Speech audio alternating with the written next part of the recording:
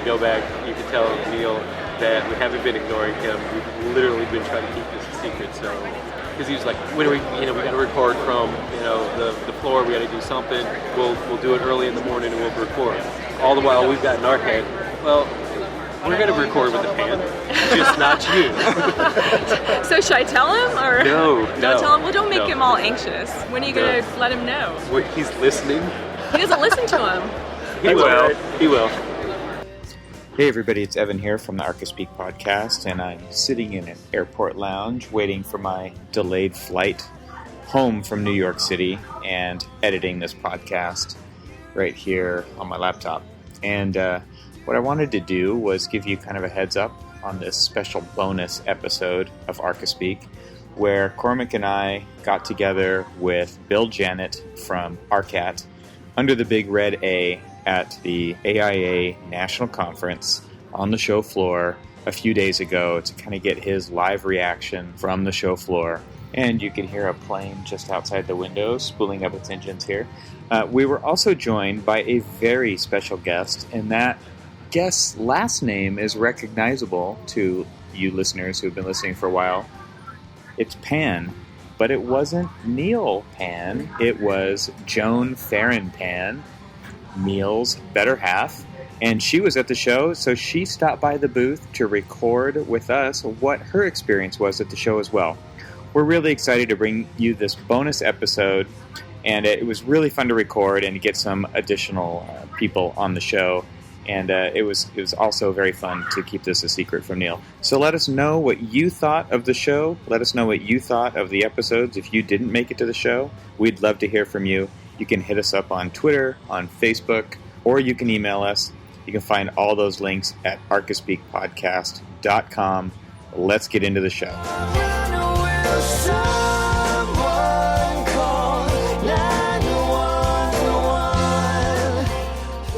This episode of ARCA Speak is brought to you by ARCAT. ARCAT has a bunch of content that you guys can use, and it's all free, and I'm happy to be on this podcast. Thank you, guys. Welcome to ARCA Speak, the podcast that talks about what it's like to work in the profession of architecture.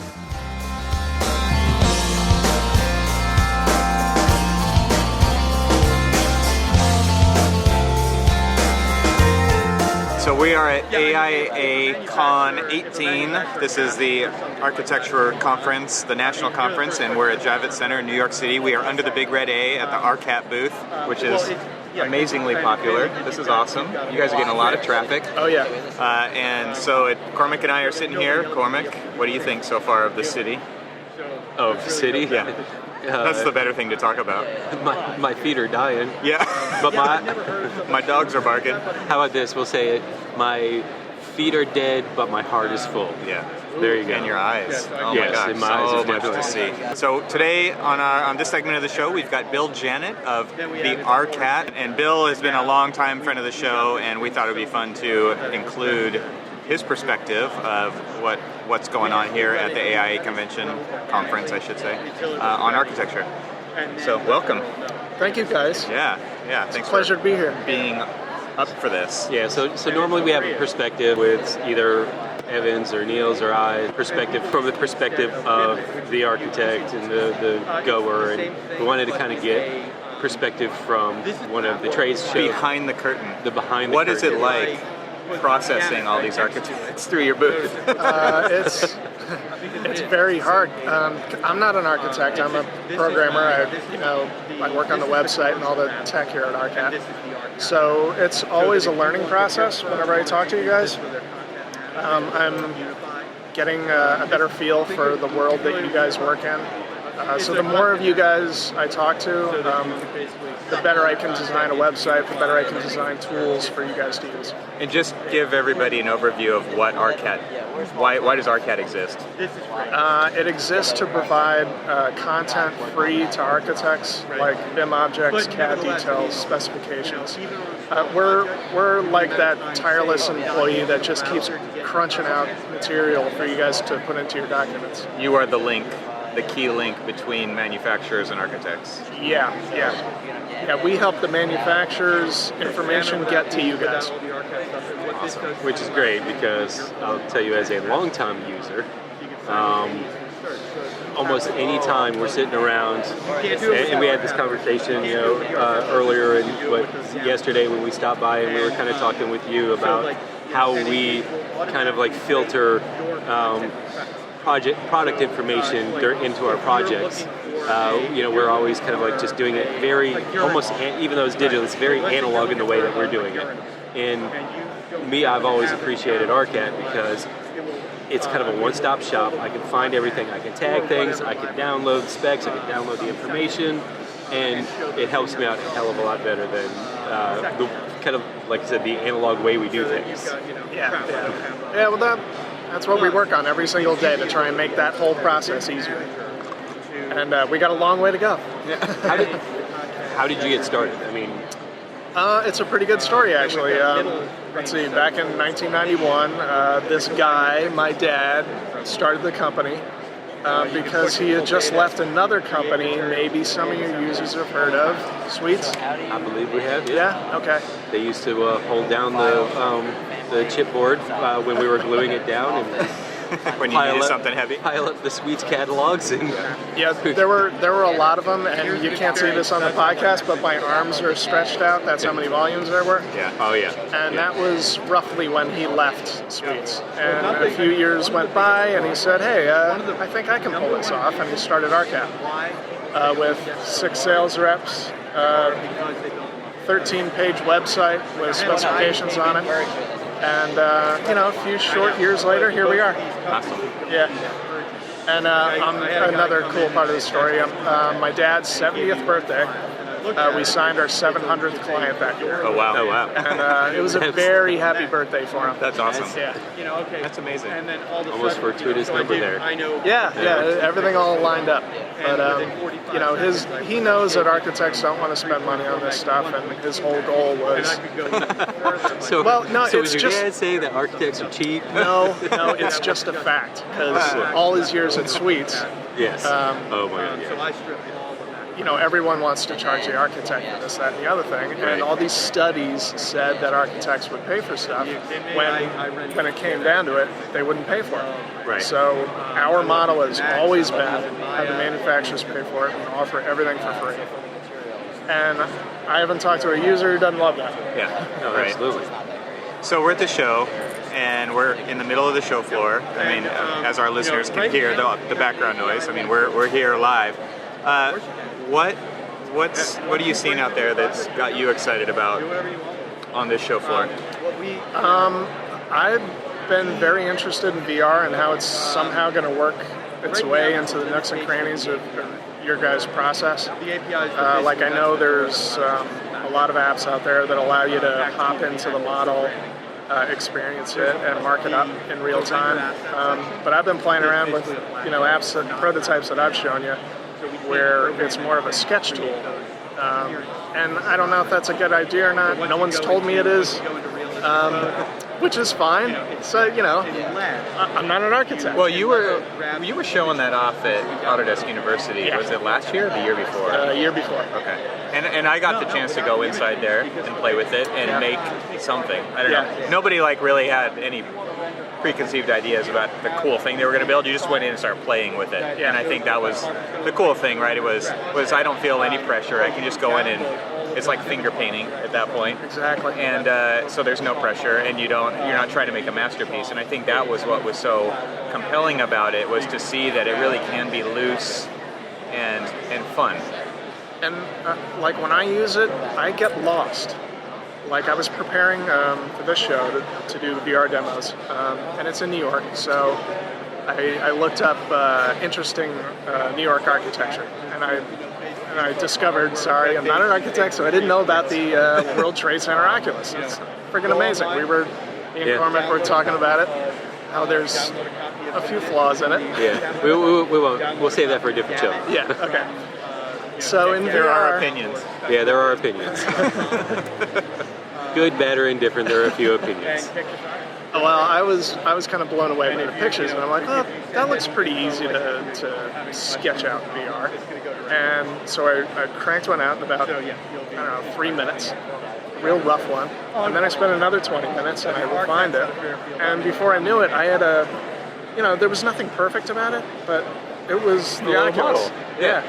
And I zoomed in, and I was at the top of the observation deck, looking into the space, looking up through the skylights. And again, I got lost. You got to experience that space that you made, And I would imagine that architects would embrace that kind of process. It's a new kind of Lego, right? Well, I mean, and it also can be, like most people think that VR, or at least most people who don't know what VR is, they think that VR is, I need to spend a lot of time building a model and processing it and all this other stuff and making it look finished and polished. Perfect. And so then I can, then it can really do something. And I think, I'm kind of on the show floor, I'm staring at a screen that the ARCAT, where I'm watching just kind of some very rough kind of VR stuff, and then it starts to evolve and it's marked up and everything else, and sort of caught my eye. But there's the opportunity to be able to do a lot more conceptual design in VR that then, one of the things that we do, and we're sketching by hand, and we're doing a lot of like conceptual stuff by hand in the 2D world, but we're doing it for a 3D, process. And it's time to really start to sketch in a 3D world so that we can really get going with it and start to visualize it, and then have it move on to the next iteration and the next iteration, and really get kind of going with it. So I honestly think that there's a tool or a market out there for VR as a concept tool. Evan, you'd just said Lego. So another prototype I've been working on over the last couple months is a Lego-esque VR experience where you set up the app with a bunch of blocks. So I had blocks of a chunk of foundation, a chunk of an insulated wall, a few windows and doors, some floor panels and joists. And these Lego blocks are available in VR where you can grab them and snap them together. Awesome. And it doesn't kind work of Minecraft-ish, right? But yeah, exactly. Yeah. But before you knew it, I had like a little cutaway of a house. Like a mock-up. Again in minutes. Yeah. So I was talking to a guy just a few minutes ago from AECom, and he works in VR in the office. He does programming and whatnot. He wanted to lay out an office space where he could just take different desk layouts. And he said, if I could just Lego them together and show the client right there, we could play around with a bunch of different layouts in a matter of minutes. And he could be in the space experiencing, is that enough space in between desks and whatnot? And how did it feel? Yeah, and now with multi-user VR, that's great because you guys can both be in that environment at the same time.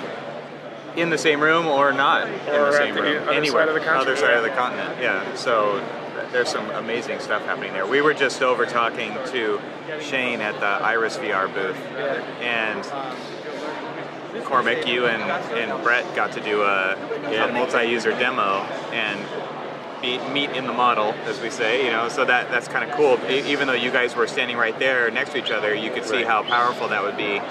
If you've got more than one office, you're in a different location, you guys can meet in the model, discuss things, mark things up, try different layouts even for different things. You can preload scenes, you can guide people through it. And I think that's the real successful innovation in VR as of late is the multi-person thing, because you're not just all alone in there. Now sometimes that's what you want. You want to go away and you want to make something and you want to experience it by yourself without anybody else, but then there's other times when you want to collaborate in there and you want to talk about ideas, or you want to make changes, or you want to present something to somebody. And it's way better than talking over their shoulder. You're talking with them in the model then. Right.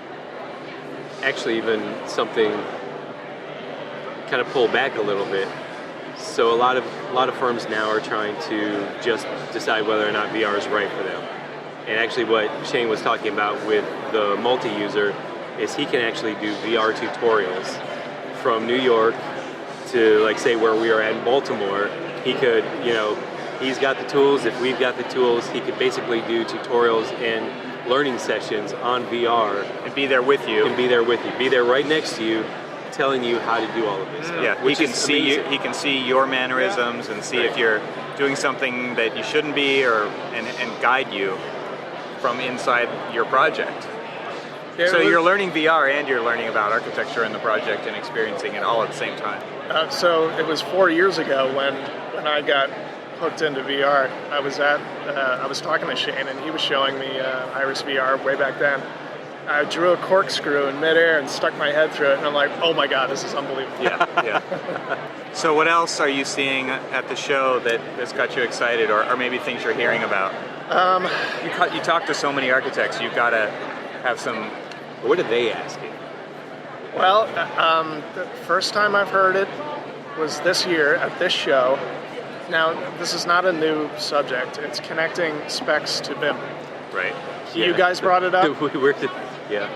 And two other architects I talked to brought it up. And now, where did that come from with you guys? Did something pop up in the news, or is this something you've had all along? No, I think we're seeing it as a need because firms are growing right now in big ways, and so balls are getting dropped.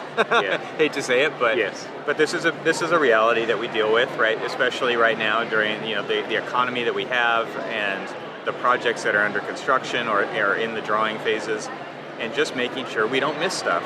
Right. And the spec department is, number one, difficult position to hire for as far as finding capable, available people. Yeah, there's just not that many of them out there. And number two, I mean, it's just, you've got so many projects and so many teams that are all trying to coordinate. Things don't get communicated. And so what are ways that we can do to enhance that collaboration on the project team when you've got like a dedicated team to a project, and then you've got some spec writers who are doing every single project in the office, and they can't catch everything, right?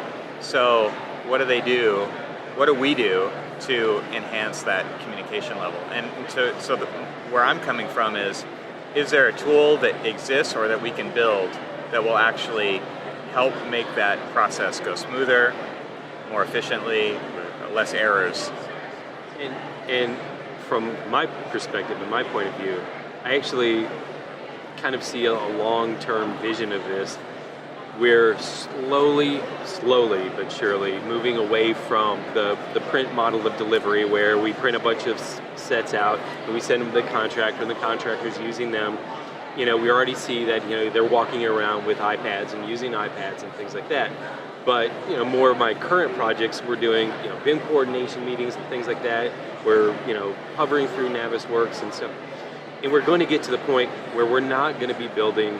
And I say this so many times on the podcast, but we're not going to be building from the like a printed drawing. We're going to be building from the model.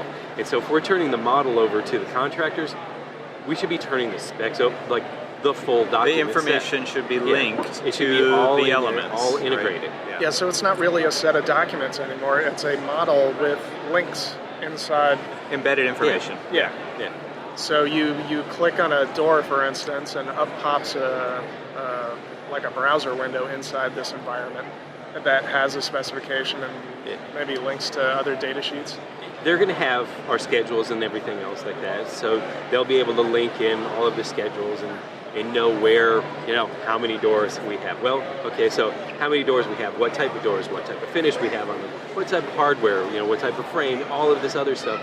We're sort of there with the information that we're putting in, or the information that we're pulling down from the internet, from all the different manufacturers. Quantities and sizes. Right. Yeah. But we really need manufacturer data. Right. So as part of that. Exactly. I wonder who has some manufacturer data. Yeah, and I wonder why we talk to you about it. Exactly. So we internally have been talking about this for 10 years. And I've talked to a lot of spec writers and a lot of architects that say, no, we don't need that. This is the first time I've heard, we need that. I guess I'm talking to the wrong people. I honestly don't think that. I mean, spec writers, like I said, I can understand why the spec writer is going to say that, because the spec writer wants his job, and we're basically taking that out of them, and as part of the data collection and the data distribution in the BIM model, we're taking that out of their hands and we're putting it into the BIM model. Well, then we don't have a need for them.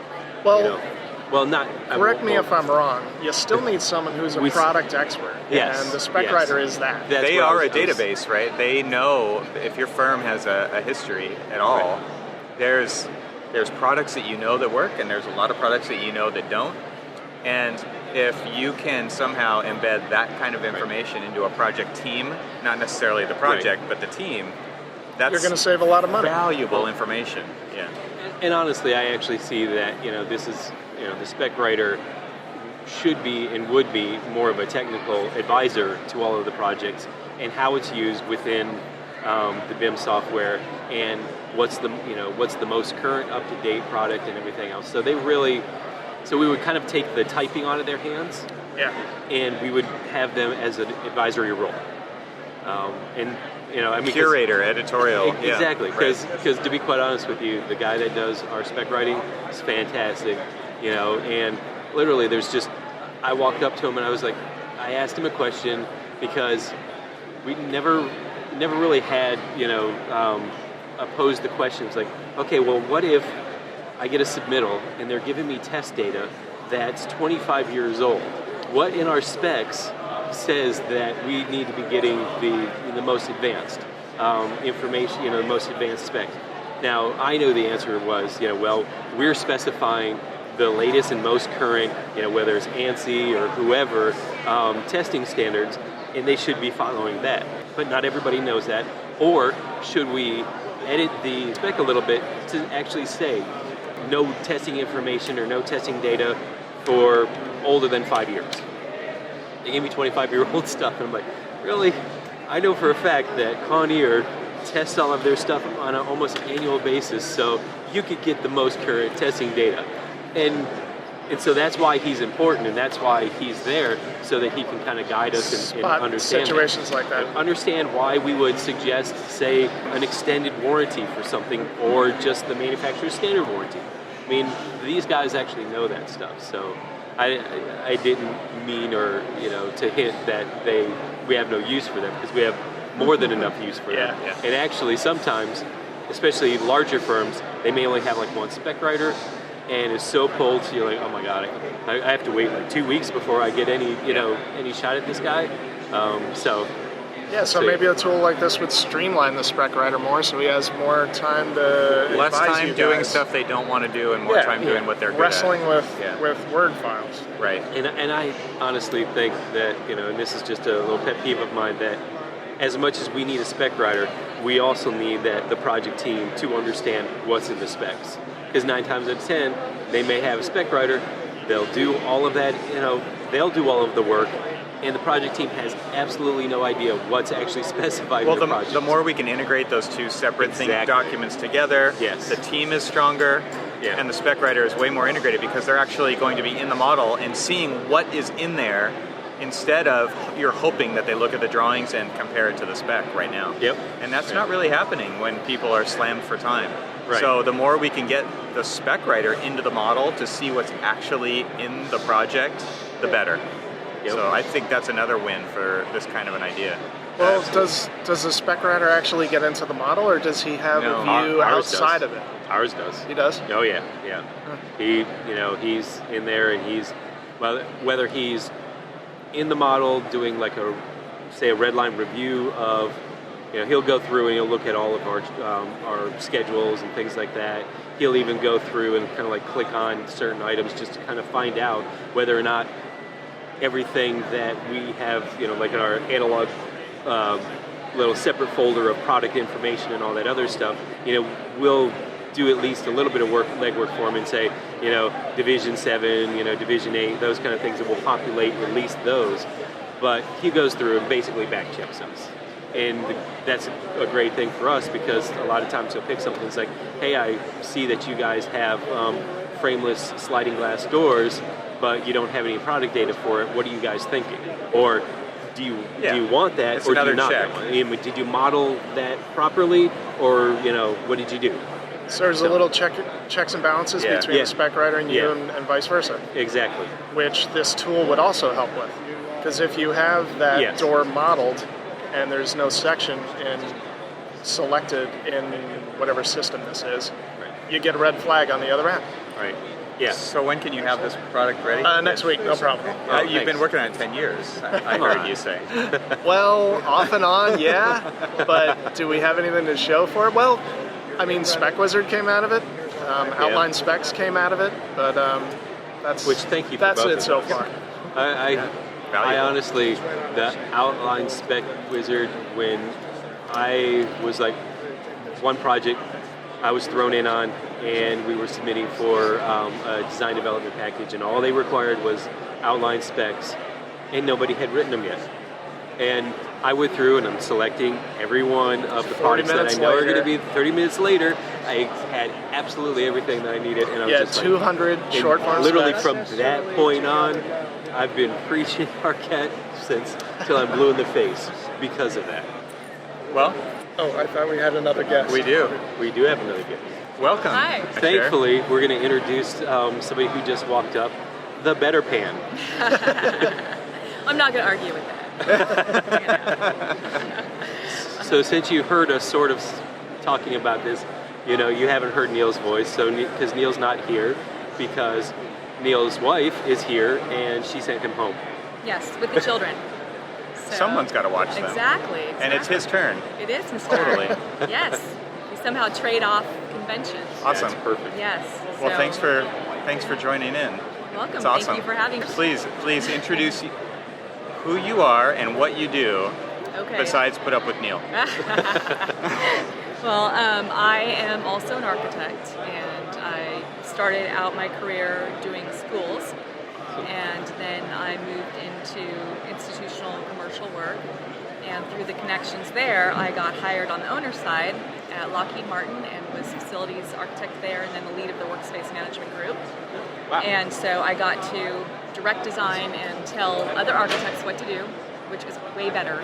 Was it? It's way better to be on the owner's I side. totally saw an opening here for a conversation, like a point of view that we don't normally have. Yes. That's awesome. So, and coming from the profession and being on the consultant side for so many years, I know what to expect when it comes to design and drawings and services. So when people may try and get away with stuff, I'm like, nope, sorry. You're like, nice try. Yeah, I know what it's supposed to look like. I know what a level of detail you're supposed to have in there. And so now, for almost 2 years now, I've been at Lawrence Livermore National Laboratory, simply because it is 5 miles from home. Convenience. And it's now, I mean, I love my prior job. I wasn't looking, but this one came across my desk. And it's also the opportunity to do so much more, because Lawrence Livermore Lab is building new buildings. It's a 1 mile square campus. It started as a Navy base in World War II, and there are over 700 buildings in 1 square mile. Wow. A lot of them are old, aging infrastructure. They really, right now we're working on designing some just minor rehab for a 1943 barracks building for offices. It hasn't been occupied for 10 years.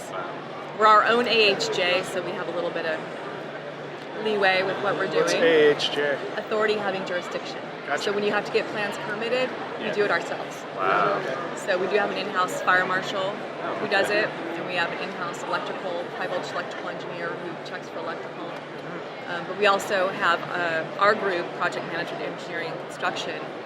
We have about 40 or 50 people that are PMs, CMs, architects, myself, the lead architect, and I have 2 other, and then engineers of every profession. We have cost estimators. So you guys are the one-stop shop Yeah. for all that stuff. So there's a lot of there are a lot of spaces that are constantly being rehabbed and remodeled, and so that smaller designs we do in-house, but the bigger ones we don't have the bandwidth to handle. Okay. And so one of my big projects right now is, as we're about to kick off design on 2 new buildings, one's a 3-story office building and one's a lab building, and then there's a 3rd lab building coming along, and then there are future buildings coming down the pike. But we don't have any architectural design standards. Yeah. So I came from Lockheed, where Gensler had been hired and created 3 finish palettes where you had options from within those, and we published all the specs and design standards online for all of our AEs and contractors. And so I'm trying to implement that here, at least where I can.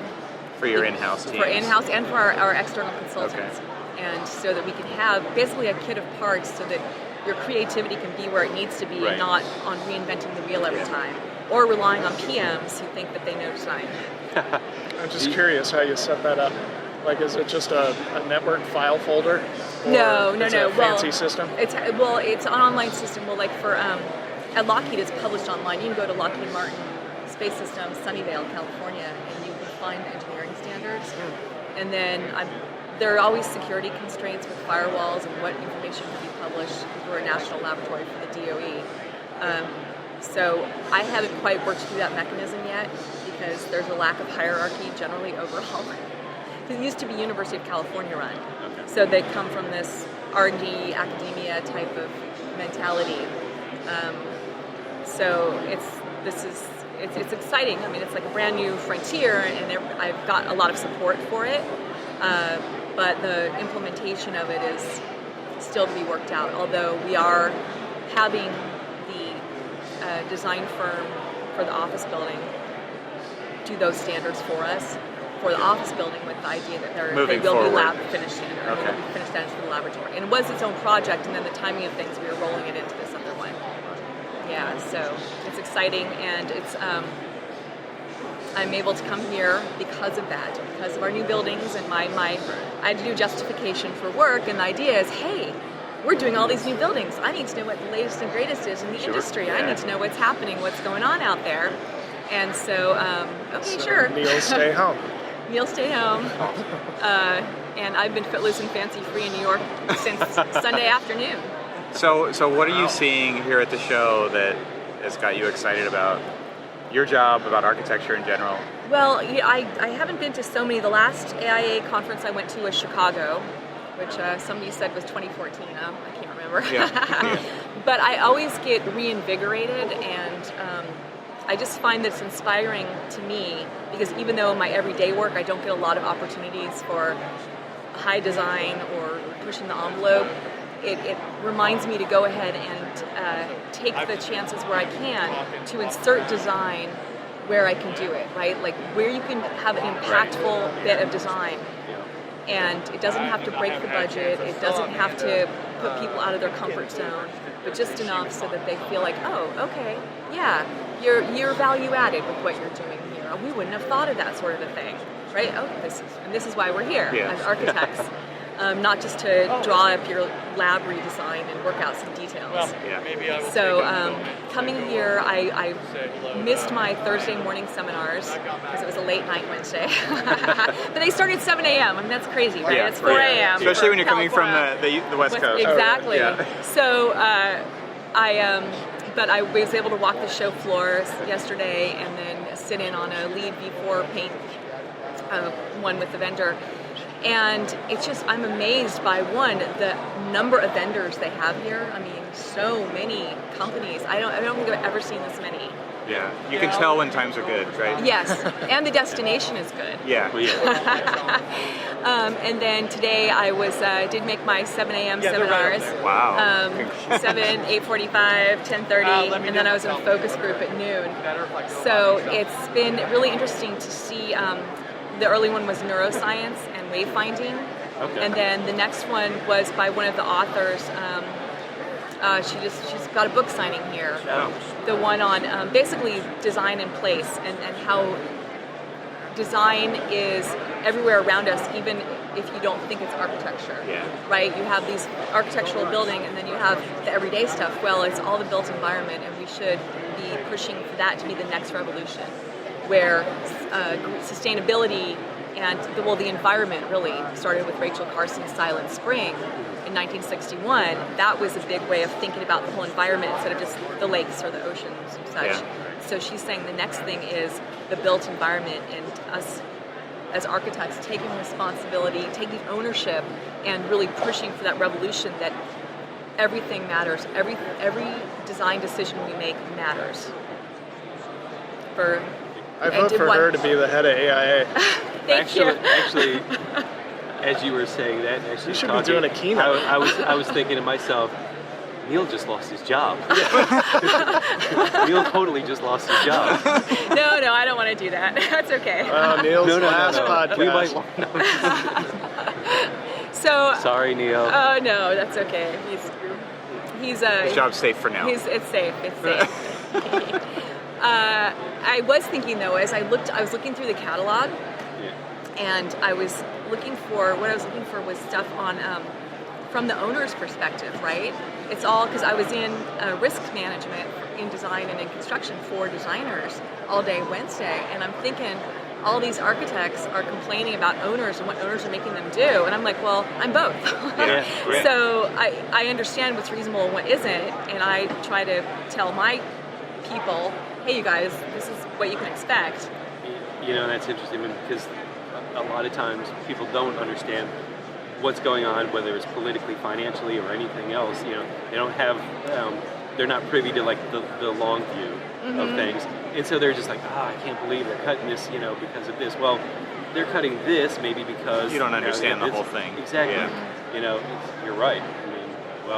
She's going to be doing filling out the whole AIA thing next year. I am. For that, I am. to give a speech on that. Actually, that'd be a fantastic topic, though. And I think that one could either be. I think that one would work better as a panel, right? Yeah. To get other owners to talk about it. Because I've got a handful of friends that I used to work for. Now they're project managers or directors at public school systems. Okay. And they're coming from it from the perspective of, we used to do all of these public schools, but now I see the long game and I understand what it is, and I'm like, oh, now they actually do that. So having perspective like that, panels. I could see it would be great information for a lot of people to hear. Oh yeah. I think so, because a lot of owners do need to be educated, but those of us who've been in the profession, been on both sides. You can do the educating. Yeah, exactly. Exactly, on both sides as to what our expectations are and roles and responsibilities, and then that we're not trying to screw over architects. Right. Right? They're trying to suck our soul. Exactly. So, when you were, now, and then when you were at Lockheed, did you find yourself educating architects a lot on why, it's like, look, I understand from your point of view, this is, kind of sucks, but this is kind of what we have to do. I did a lot. Because we never, Ev and I, we're working either for K through 12 or higher ed and stuff like that, and they have project managers, but a lot of times they're not architect project managers, so they don't know, how to, they're just like, well, this is the standards, just do it. It's maintenance driven. Exactly. Obviously, they have to deal with their maintenance people all the time, and they have to deal with us a few times. Right. So they're going to listen more to their own people, for sure. That's an excellent point, and that's one of the things I learned at Lockheed was there are a lot of stakeholders. It's not just the project implementation, or in our case, PMET group, the in-house subject matter experts, CMs and PMs, but it's your users, your end users, which are scientists and engineers, and then there's the whole maintenance staff. They're going to have to take care of all this stuff, and so you want to give them materials that are functional and durable, or that if it does break, like carpet tile or VCT or Armstrong ceiling tile, it's the easiest thing in the world to go get a replacement for. Something you can have stock of. Exactly, and also one of our big pushes, not just for that and for sustainability, is American made. Because for the DoD, we have to comply with the Buy American Act, and so that's kind of a struggle when you have contractors who don't understand. Even your architects and engineers can specify certain things, and then the contractor's going and getting a lower price somewhere else. They're trying to do a substitution request. You really can't do that here. And then at both those, the lab and Lockheed, there's a whole security layer of things that we have to deal with. But in terms of getting the stakeholder buy-in, this is where we as design professionals educate them about, hey, okay, I understand you want durable and this and that, but hey, what if I found you a nicer looking soap dispenser rather than this craptastic one? Or, hey, do these accessories work for you? Or, hey, I know this is kind of a new product, but look, it's durable. Here's the data sheet. It's easily replaceable. We always get out of stock on a new in new construction. So here are a couple boxes of it, and so on. And then I think that most people is they want to be heard, right? They want to be listened to. They want to be heard, and they may not get their way in the end because of other factors. But if you can just listen to what their issues are, you'll have a lot better chance of getting their buy-in. And that I found to be a really important part of the whole process. Awesome. Yes. I learned that, I don't necessarily say the hard way, but dealing a lot more with higher ed, you've got so many different personalities, so many different user groups involved with it, that, really kind of getting them involved early, often, and, if you have to make a decision that affects something that they are already giving you direction on, it's able to kind of like do that, at least hear them, listen to them, kind of, if it's, well, we got to change it, understanding their position and understanding how to explain to them why we have to change it. Mm-hmm. Yeah. Exactly. Well, your original question, I think was, what have I seen here? In addition to a lot more vendors, a lot more diversity. I mean, really, you see a lot of different races, a lot more women, all age groups, a lot more younger professionals, and to me that's inspiring because it's part of the whole push by the AIA to be more inclusive and diversified and not just be this old white guys network, right? Yeah. We're old white guys. I think we're all white and yeah. White guys. Middle-aged white guys, sorry. Neal's one too. I was just in a focus group about it's an outside firm hired by the AIA to basically talk about how we thought of the AIA and what they could do to advocate for architects and the architectural profession and the sort of what are the things they could do better and should they be more active, writing their white papers, take a stand on things, and kind of somebody said that it was a really good idea that it doesn't have to be political. I'm doing air quotes right now, but that you're looking at issues with the perspective as a design professional, as in we are licensed, we have to protect the health, safety, and welfare of the public, and therefore do these conditions in this situation do that, or are they complying with code, and are they sustainable, and take on these issues from that perspective. And we're all like, yes, you should. The AIA cannot keep being an institution that just says we're this and we're going to protect the profession and stuff. We need to be at the forefront of what's happening in the world. And then my big thing is the fees, the dues, right? Yeah. I'm never a member, and neither is Neal unless work is paying for it. Yeah. And it's that everybody was in agreement with that. And the idea being, if you had level dues that were a lot less money, then you would get so many more members. Exactly. And this was a pilot. We tried to push for it to be a pilot project like 15 years ago when I was heavily involved before kids and marriage. Yeah. And it just never went anywhere. And I said, you know what, the AIA wants to remain exclusive. That's why they can't do that anymore. The AIA will become irrelevant in this day and age. I mean, when you put it that way, I mean, they're really kind of, it's counterintuitive to this new push and drive for inclusiveness and equity. I mean, I hear so many people, it's like, yeah, I mean, there's no point in me really being, AIA because what does it do for me? Mm-hmm. And I think they need to start listening more to those people who, okay, you say, what can it do or what will it do for me? This is what we can do. And they're not really doing, I mean, I don't know if the narrative is getting out there as much. There's far more non-AIA registered architects out there than there are AIA.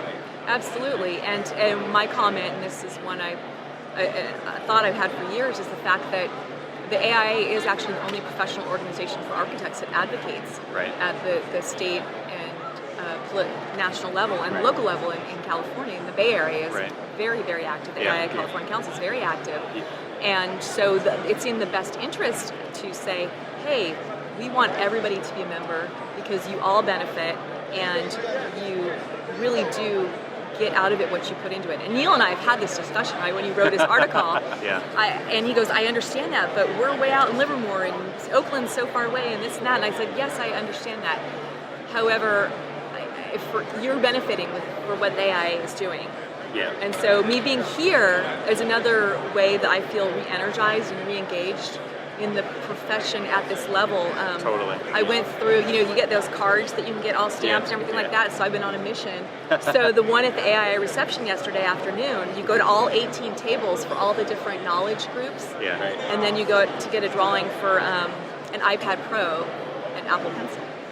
So I did that, and so talking with everybody, I actually got into a deep discussion with somebody who's on the documents committee. He's because he was in the risk management, he runs like the risk management part of it, or I forget. Anyway, he turned me on. He's pointed me out to the actual VP of the AIA documents and risk management group, and they're asked if I'd be interested in being on it because I do have that other perspective of having been on both sides. And so I'm like, sure, absolutely. Now with what time, I don't know. We have to have that conversation about a commitment, the time commitment, but I definitely think at this point in my career, I would like to be able to share my knowledge because I finally feel like, hey, I know some stuff. You've arrived. I have. I always, the emerging professionals young man said, when I said, well, I used to be an emerging professional, he said, well, now you're an emerged professional. Right. I said, that's it. I'm an emerged professional, right? I like your idea about the lower fees because, I mean, to me that is part of being inclusionary, right? I mean, Exactly. if you want a more diverse perspective, you have to find more ways to include more people, and that is a huge barrier. It I mean, is. even just getting to an event like this where you can have this kind of exposure and be kind of fed as a professional with all of the things going on in the city at large, but then also in this epicenter inside Javits Center here. I mean, it's an amazing experience. It is. To get out of your norm, your day-to-day, and be inspired by what's possible by walking around a city like this. I mean, you guys are close to San Francisco. I bet you don't go into the city We that never much. go into the right? city. but there's that thing that it's right there. Yeah. I mean, I'm close to LA, and it's the same way. So getting out of our normal day-to-day and coming to a place like this is really a chance to walk away with being really enriched. Yes. And there's a huge segment of the profession who is not included in that at all. Exactly. And doesn't everybody need that same injection, like that radical injection of inspiration and what's possible and where our profession is heading and to really help just get excited and put our energy in a similar direction? This is the opportunity to do that once a year. This really is. And I feel like that's a huge missed opportunity because of you just can't keep shelling out of the pocket all the time. And having access to the vendors, finding out what's available out there. I mean, hell, if half the architects can go through their specs and find out that they're probably outdated, or the specs of that particular company's like out of business, because yes, I've had both of those examples. Right. And actually see what they can do. I mean, just seeing all of the different vendors in here, I've got tons of different ideas. Oh, I could use this for this, or I could use this for that. And being able to do that and start to really kind of say, all right, this is more than just a bunch of stuffy people talking about their egos and stuff like that. It really is something that can energize you. I was talking to a guy last night, and he was like, "Well, what's the real value here? I could do all this on the web," and I was like, "That is a crazy perspective because."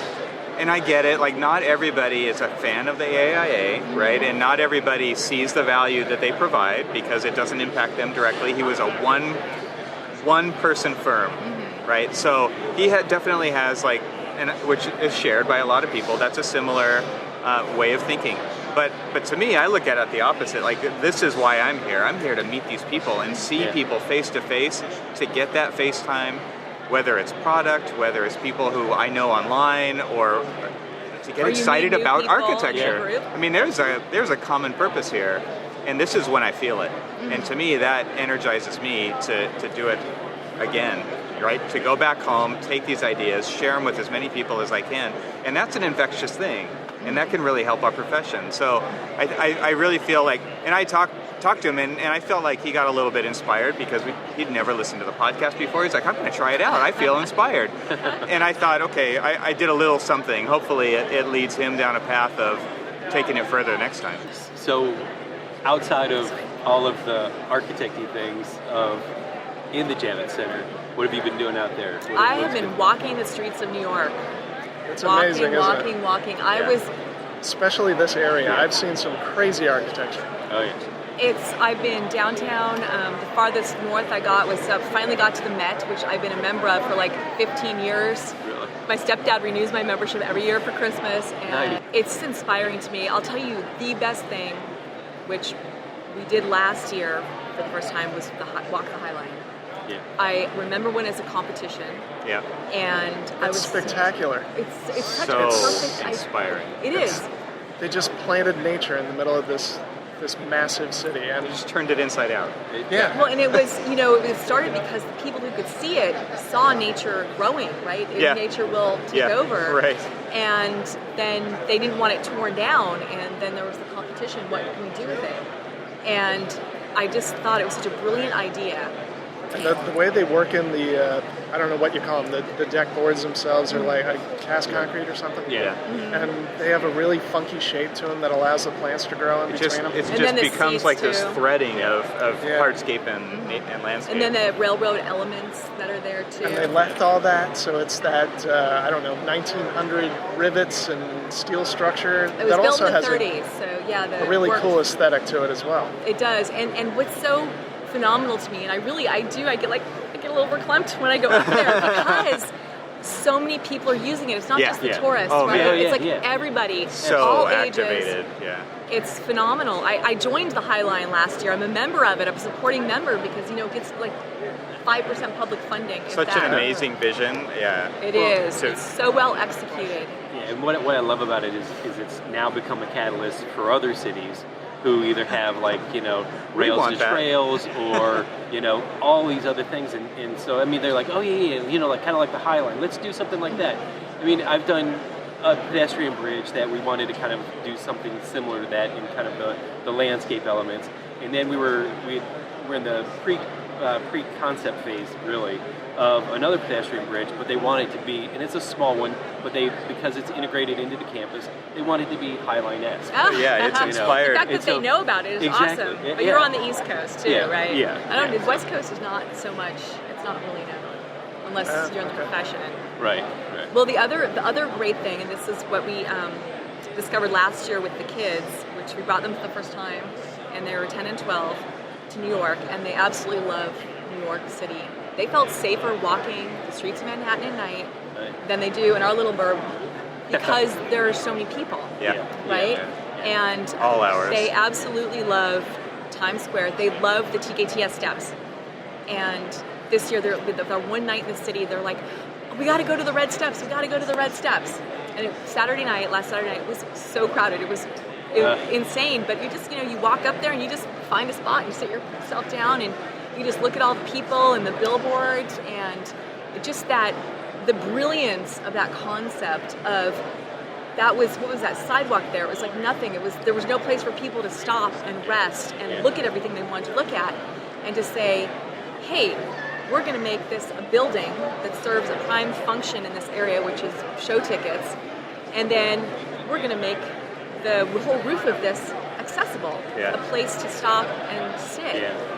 And it's such a brilliant idea, and it just goes to show you that these ideas, they're not some grand design of this phenomenal Starchitect building that's very, very cool. However, most people are going to have contact with it every day, right? Yeah. And so this is where we push.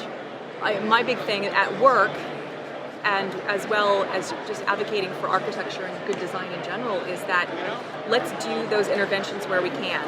It doesn't have to be everywhere. It doesn't have to be something grand, but it's just come in circles. Those series of interventions and follies throughout that enrich the city rather than just kind of these little things. Yeah. And I think it shows people who, we deal with on a daily basis on our projects, who aren't excited about those types of interventions that you're talking about. It allows them to experience them in the real world and to know, or to maybe even get their gears turning on what's possible, so that we can point it out and they can experience it.